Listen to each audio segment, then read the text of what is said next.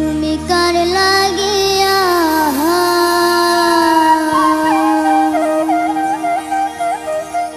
তুমি কার লাগিয়া গাথরে সখী বকুল ফুলের মালা তুমি কার লাগিয়া গাথরে সখী বকুল ফুলের মালা নিশিরাতে কুঞ্জ বনে নিশিরাতে কুঞ্জ বনে আসবে কিষান কালার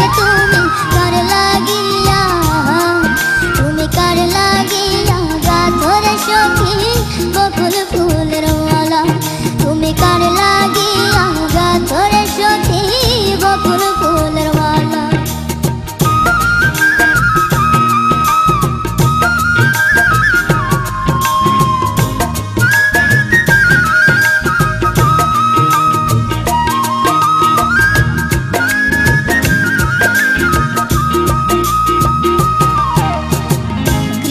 তোমারা ভালোবেসে বাজায় বাঁশির বাঁশি সুরে সুরে বলে শুধু তোমায় ভালোবাসি রে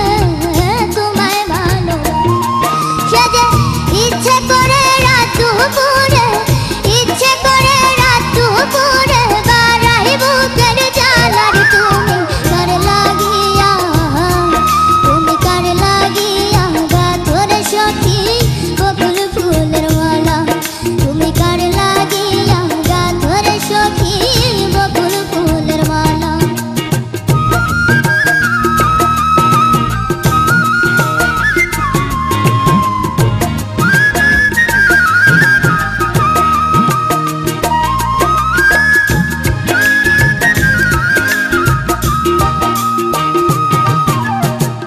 ঘরে তোমার মন বসে না মন যে হয় উদাসী দেখা হলে বলো তারা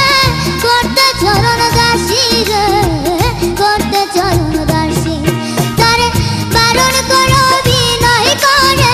বারণ করো বিনয় করে খেলতে নিঠুর চালার তুমি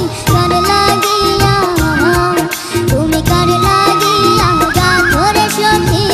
বকুল ফুলের মালা তুমি কার লাগিয়া গাথরে সখী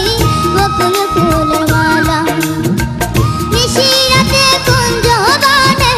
নিশিরাতে কুঞ্জ বনে আসবে কিষান কালার